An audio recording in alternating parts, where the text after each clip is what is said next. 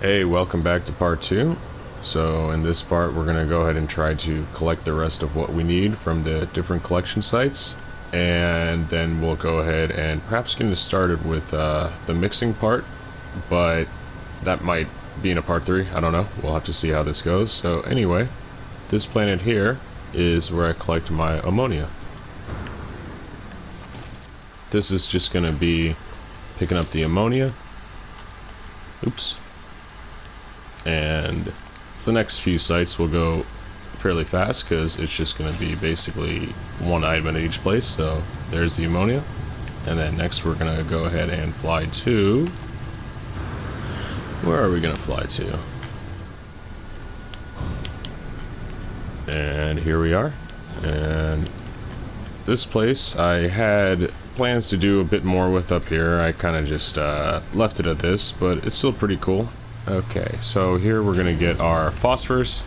This is our replacement collector for the one that turned into basalt from the update. And actually, I could get it here, but I'll go ahead and just warp up to this. Oops, come on. Let's go up here, and yeah. Alright, let's, oh, we'll have to put it in here for now. That's okay. And now we're going to fly to the other base in this system. So we have 3 bases in this system.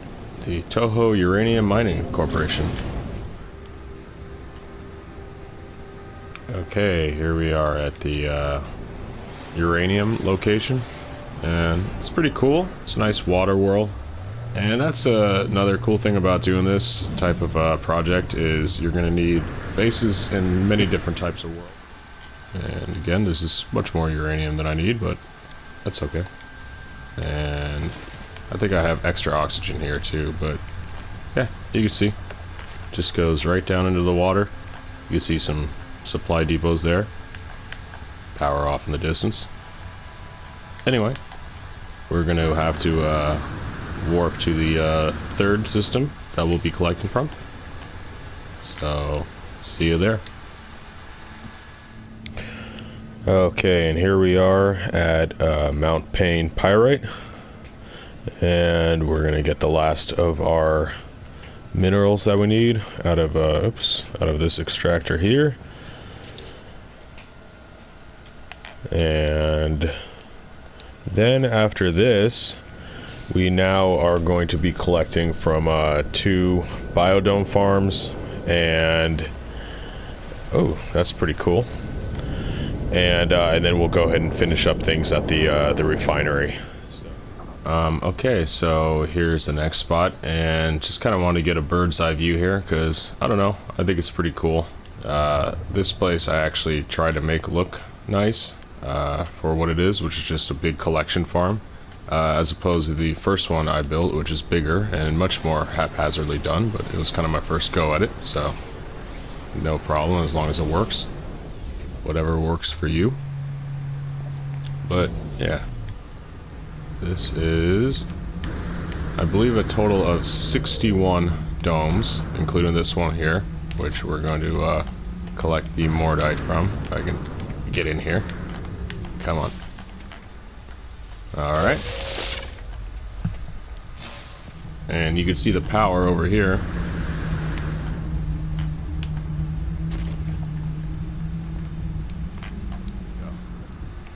Alright, so let's go ahead and fly into one of the rows here and just start collecting. And it's just as simple as running down the line and holding square and collecting it one dome at a time. So yeah, like I said, this is these aren't really going to be build videos. There are videos out there that you can look at if you not sure how to do this and you'd like to learn how to do it. But, oops, can I actually get in there? There we go. But yeah, once you figure out, and it's simple, it just, none of this stuff is hard. You have to be willing to want to put in the time to build all this stuff, but it's all very doable. But yeah, it's, the rows are nice because you just simply run in a line, and, oh my, you know, I usually don't do this when I'm talking, so doing very badly at jumping in through the doors. But yeah, this is pretty much the most efficient way you can go ahead and build these harvest collectors. It's just in rows here. And I won't show this whole process because it does take time, but while I'm doing this last row here, I'll just mention that if you're going to go ahead and do this yourself, or if you're thinking of doing it, keep your plant harvesting farms, your biodome farms, away from your mineral and gas collecting farms. At least in my experience, I found that when you build or try to mix sites together, the biodomes especially become unreliable, and you'll come back there and you'll see missing plants that you can kind of go ahead and jog loose by building another plant in that spot, and then you'll kind of have like a double plant in that spot, but it's kind of a pain. So I find that if you want your farms to be reliable and always be fully harvestable, keep them separate from your mineral and gas farms. But anyway, yeah, so I'll go ahead and just skip to the end of this part. Okay, so we're all done collecting at this farm, and just really quick before I leave, just if you were kind of wondering how to do this here, it all just kind of comes from a center triangle that it's really easy to make branch out into either 6 sides or 12 points, I should say. I think you can even get 9. It's not hard. Yeah, you can do a lot of cool stuff with a center triangle. Get very experimental. But anyway, we're gonna go ahead and I grabbed the Mordite, right? Yeah. We're gonna go ahead and warp back to the first system, Bisonopolis system, and we're going to Tuesday Farms. So, see you there. Alright, and here we are standing on top of the central tower of our power supply for our big boy farm. That's right, this is basically growing everything I need for the Stasis device portion of the supply pool for this project.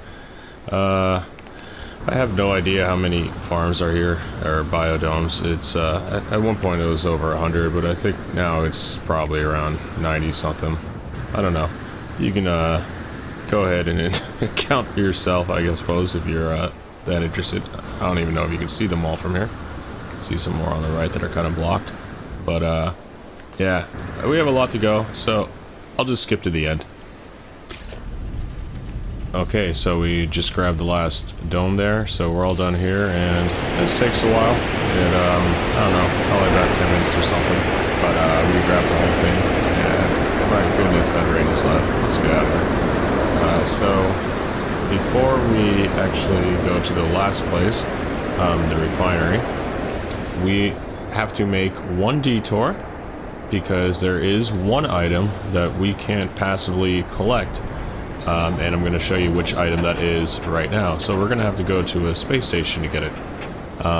So there's a few different ways you can deal with it, but I'll show you what it is that we need right now.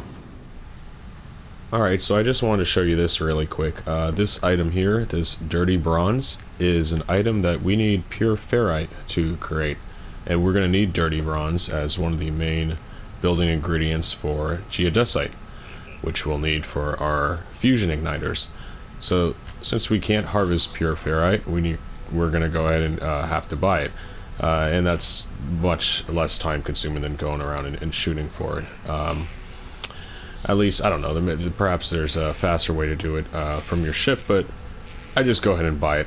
So the way to get around this is obviously if you find a system that is selling pure ferrite, you can just buy that. Or if you find a system that's selling dirty bronze, you can just buy that, and that will solve that problem. But I'm just going to show you the third thing you can do, which is if you find any place that is selling magnetized ferrite, you can go ahead and buy that, because as you probably already know, and if you don't, magnetized ferrite refines down into pure ferrite, so that's going to be how we obtain that. So now we have all our ingredients but one. Alright, and here we are on the last world that has a refinery and also has this pyramid, which will give us all the carbon we need for this project. Yeah, it's pretty cool. It's a 3-level carbon collecting pyramid. Yeah, it's fun to build. I like it. Anyway, this, like most of the other supplies, is much more carbon than we actually need, so I'm not going to collect all of it, just what I need to demonstrate this, so see you after we're done. Okay, so I got what I needed from here, so now I'm going to hop over to the refinery building, and that's where I'm going to do the last part of the process I need before I start combining materials into the different components that will eventually lead up to the fusion igniters and stasis devices. So we're gonna do actually a condensed version of this. I normally have a lot more carbon, oxygen, and cobalt. I usually have about 3 times the amount of each, more or less, or something like that. But I just put what I needed in here just to go ahead and get the demonstration started and to have a little bit so I don't have to pull it all out of storage. But I am going to pull a lot of this from storage between I guess you could say between takes here, and I'll pull enough out so that my total starting materials before the main mix will be basically as much inventory space as it would be for a normal full mixing of carbon, oxygen, and cobalt and oxygen. And without further ado, let's go ahead and get started there. Actually, the first thing I'll do is I'll go ahead and do this. So the magnetized ferrite, we're going to go ahead and put in here, and that's going to refine down to pure ferrite, and this will be our source for the pure ferrite we need. It breaks down at a ratio of 2 pure ferrite for every magnetized ferrite, and we have enough in our inventory already so that we don't need to do the entire thing, because that would normally be just a little bit of short what we just threw in there, but we have enough on hand already. So now, and this is probably the most tedious part of the whole thing, is doing this part. So I just kind of break these stacks down into half until it gets to a point where they won't overflow the refiner, and we need a lot of condensed carbon and we need a lot of ionized cobalt, and the way we do that is we mix oxygen with carbon for the condensed carbon. Go here and we get one refiner going and we go to the next. So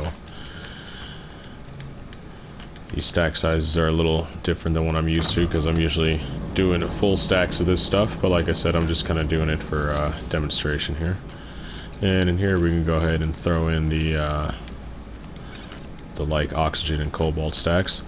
So what I like to do and make sure is that when I'm doing this, I have all these items in my main exosuit inventory, because when I bring up the menu for the refiner for what items to throw in there, it's always going to start us in this part, and the rest of the pages will be going through your exosuit cargo. So yeah, so this is what's going on, and of course while we're going around and setting more refiners, the other ones are going, and it's just continuing to do this. Okay, and here's the last one. So, oops, no, we don't want that. We want the last bit of oxygen and cobalt. Alright, welcome back. And I decided to go ahead and do the mixing part at my main, I don't know, I guess you could say vanity base, the Citadel. And we'll go ahead and do the full mixing portion of the process for the stasis devices and fusion igniters here.